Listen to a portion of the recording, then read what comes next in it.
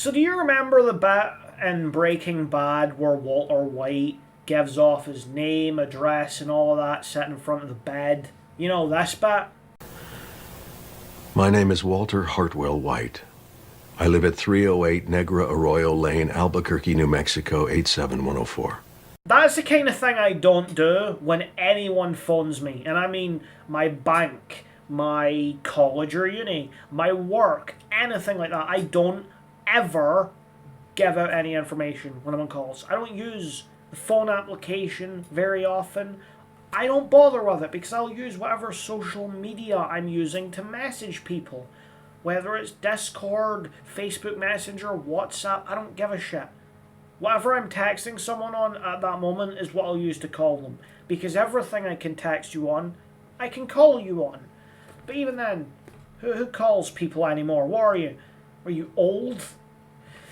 Now, the reason I'm talking about that is because I, the wonderful Patchy, who has not uploaded in a month because he hasn't had any good video ideas, and the ones he has had, he hasn't been able to properly flesh out, got a new phone. This one, right here, this beautiful little creature. See it? Look at it. It's the Z Fold 6. Wow, you can see behind my setup. An OBS. That's mad. But no, I got the new phone about a month or two ago, and while I do have some pros and cons with it, I may make a video on it specifically. I'm relatively happy with it. Thing is, about 5 years ago, when I took out the phone contract that allowed me to get this phone, the one that allowed me the upgrade that I got, I was with a certain cell provider. And that cell provider merged with another cell provider. I say merged, it really got absorbed by that cell provider. And this is relevant information to the phone call I got a week after I got the phone. See, I was told every bit of detail when I got my upgrade about how it would work, how much I'd be charged, how much would be the monthly bill, everything. I got every single detail ironed out on a phone call before this new phone was even delivered. And then a week later, I basically get told, you're using a SIM card from before the absorption. And so, for that reason, we're just going to disable it. We're going to deactivate your SIM card. But don't fret, little child. We're going to do our graces and send you a brand new one, free of charge. How fortuitous. All we need from you is your credit card information, the expiry date, and, of course, the 3 months on the back. Of course, they didn't actually ask for my credit card information, but that's mainly because I didn't let them get to that point. You see, I was very suspicious about the call because when anyone uses an actual phone number to call me, the first thing I am is suspicious. The amount of times I may have gotten marketing calls from my provider and I've accidentally bullied an actual worker for that company because I will not take shit is kind of funny. And there's no way of knowing. But I've never been scammed.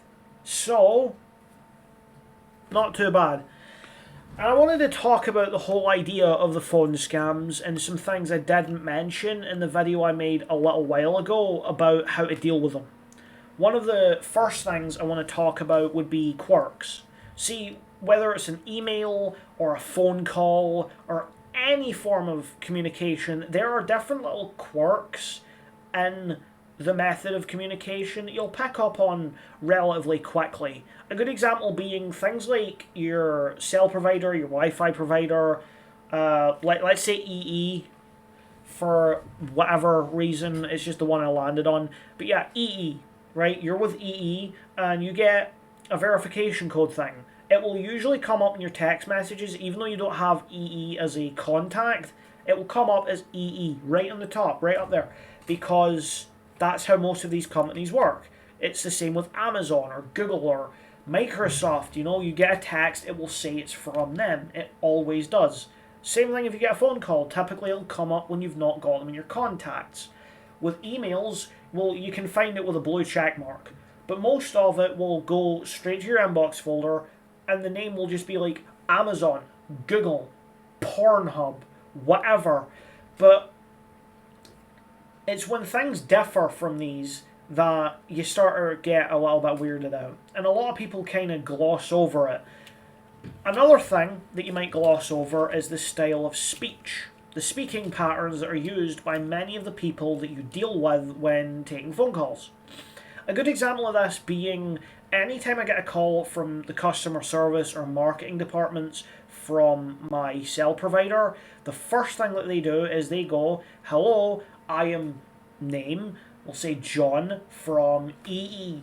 Again, because it's the one I landed on. Am I speaking to Patchy? This is something they do every time, and if you have ever taken calls from your cell provider, you know they do that every time. It's policy. See, let me walk you through it a little bit. When you're getting calls from the marketing departments or any department from your cell provider, they have your information up on a monitor right in front of them. And when they do, they have your name, they have your email, and they have your phone number. It's all in a database and it's all easily accessible. Things they don't have, like how much you're paying a month or your passwords or the things that would let you actually into and adjust your account, that they need to go through some verification with you. But they can get your name, your email, and your phone number just by looking at it. I mean, it's in a database in their computers. Of course they know it. If you think for 2 fucking seconds that the guy who is calling you from your provider doesn't know the name of the guy who made the account, you're wrong. Because they have it on a screen. They know it before they even press the call button. And they have to ask for you specifically. After all, it's policy. They need to talk to the account holder, and it verifies that they know who you are.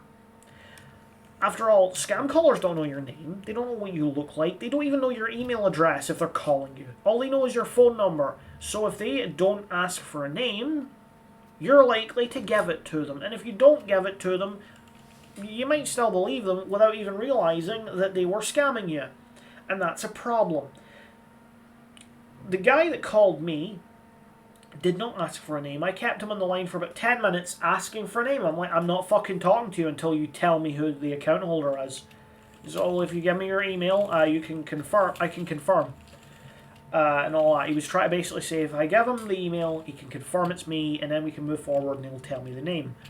If anyone ever tells you, give me your email, then I'll tell you the personal information on the account, don't. Because if they're calling you about your account, and you're just asking for like a name, who made the account, they should be able to give that out fine. You know? First name, not your full name, just your first name. So if they can't do that, it's because they don't have it. And if they try and make an excuse, oh, they can, data protection, all that, yeah, they can. It's usually policy. A problem that a lot of these places have is that people who know that won't fall for it. The thing that kind of scared me a little bit after it is that they called me the next day and tried to do the same shit, and I wouldn't fall for it. But he's like, oh, I'll send you the email and then we can verify and I'll give you the name. The thing is, I have 2-step verification on all of my email addresses, all of them. I have about 2. I have 2. I have a personal one that I just use for all my stupid shit, and I have one that's specifically for things like work or college or university, anything like that, right? Separate the general shit from the important shit. But either way, I got 2-step verification on for both. The main one being my Gmail account, which of course is linked up to my phone. So anytime I log into Google, I get a notification. I click on it and it says yes or no. I click yes, it lets me into whatever website. That showed up on my phone while I was on the call. Which means not only did this guy have my email, but he may have had my password as well. I'm not fully sure if it does mean the passwords went through when it's doing the 2-step authentication, and the reason I can't seem to remember that is because it's like 5 o'clock in the morning and I'm really tired. But generally, in my experience, that does mean they know your password, which means you may want to either keep a good eye on your privacy settings to check if anyone's logged in, or you're going to want to change your password. Of course, I did change my password to an even stronger and more convoluted one, but the issue was he was able to get somewhere near my Gmail account, or somewhere near logging into my Gmail account, which could have resulted in a lot of problems. Like, if my bank was connected to that Gmail, I could have lost a lot of money. The idiot does not seem to fathom the fact that I don't have a Gmail account for my bank, but that's just paranoid me. Either way, it ended up with this guy almost having access to my account, despite the fact I gave him no information. I could have given him a lot of information on the call, which clearly I was too wise to his scam to do, but at the same time, one wrong fucking click of that notification and I would have lost my account. I could have been hacked for everything. And that even means this YouTube account could have been lost because I maybe would have misclicked the button. I ignored it because I didn't want to risk that misclick. And you can ignore it. If you ignore it, it won't activate and it'll time out, and then that's it. You can't get in. So I could just close the notification, just gone. Don't have to think about it. Either way, when things like that happen, you should definitely change your password. But I want to show you a little thing that you can do on the screen now that might allow you a little bit of peace of mind as well with scammers on the phone. So what you can do, if you look at the screenshot I have here, this is a website that allows me to basically look up a phone number. And the idea of it is, if you're not sure about phone numbers, you can look them up. Most phone numbers for marketing departments or customer service or any company is usually public. I can go on to Google and I can just Google customer service number and boof, there's a phone number. A lot of scammers will use like spoofing technology so that a phone number will come up, but it's not that real one. I've seen it a few times where I've looked up a number that a scammer's used and it's been like a takeaway place. And that that's how they don't get tracked. The problem with it is it's really easy for you to set up that kind of software if you get like a good idea of how or what you'd need, which makes it too accessible for them. So if you want to avoid getting scammed and you're currently on the phone with them, you can look up their number and see if it's commonly attributed to scams. I mean, you can see here it does say that the number was flagged and that it's commonly associated with scams. You can see common words and common phrases that are used in it as well. It's really good to look up these numbers. Now, another thing that you can look at that I'm going to show you is emails. Now, the reason I'm showing you my spam folder right now is because there's some quirks that you can see in here that might be a good idea to keep an eye on. A good example of this would be things like this. It says UPS. Now, it says UPS with an underscore. This one says Curry Surprise with 2 underscores as well. If I'm getting an email from Curry's PC World, it's just going to say Curry's. It's not going to say Curry Surprise with the underscores. You know, we have a FF14 one, which is genuinely just a marketing email that I get occasionally. Solar Trends. I don't go with whatever this company is, and if you look at this, right? This email address is complete random. If we look at this one as well, this one isn't. But Curry Surprise, gibberish. UPS, gibberish. Manager for McAfee, another one. It's all gibberish using things like this Yandex.ru. I don't know what Yandex is, but this is all very clearly fake if you just look at the name. Solar Trends, look at how this is formatted, right? It's formatted in multiple different ways. It's got all of these clickable things on it. Pretty much 90% of it is clickable, right? This one isn't like horribly formatted, but if we look at the UPS one, right? Here we have a very weird red link that doesn't go with it. Another click here. One thing you'll notice, I want to show you this, right? Look at my cursor. This is my default cursor. This cursor right here is the one that shows up when I'm about to click on things. I have folders up here, right? If I go to planning to buy, or well, it's not doing it here, right? Here's the settings bit. Notice how it changes when I'm about to click on the settings bit, or the applications bit, right? I can go to any of these sections and it will change. That's an interesting thing, because it only changes like that when something on the screen that your cursor is on is clickable. So that means every single bit of this email is a hyperlink that will take you to a website that will obviously do some bad shit. This one, now the funny thing about it is, right, it's using the start of my email, which is just my name, but it's bunched together. That's very clearly just my email address without any of the numbers and symbols and shit.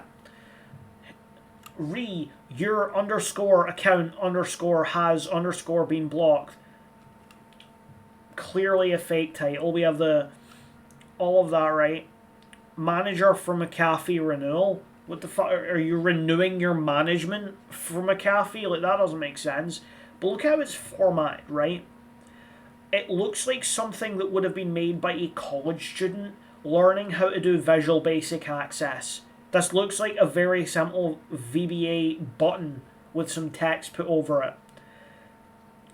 Your Total Protection subscription has expired today. After the expiration date, your device becomes vulnerable to hackers.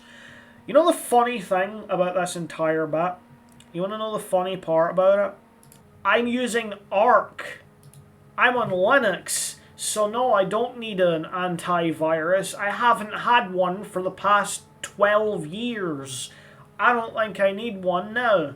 I didn't use an antivirus when I first got a PC because I knew, even as a kid, oh, Windows is susceptible, just don't be a fucking idiot and download off of sketchy sites. Now I use Linux, where even if I go on some sketchy sites, it's all executable files and they won't do anything to me. Obviously I'm not immune to viruses, but I generally don't need things like these. So the idea that I'm getting marketing emails from a company I've never once even paid, it's kind of obvious it's a scam. But yeah, that concludes my wonderful little rant for tonight. I wanted to talk more about scams and how you can kind of look at them and deal with them and all that. I know it's not really well informed because I'm tired, but I hope you enjoyed it. Leave a like if you did, subscribe for more content, comment down below. Links to all my good stuff is in the description. I'm going to do a bit more kind of rant-themed content as well as my usual videos because they're kind of easy to produce. So, I'll see you guys in the next one. Goodbye.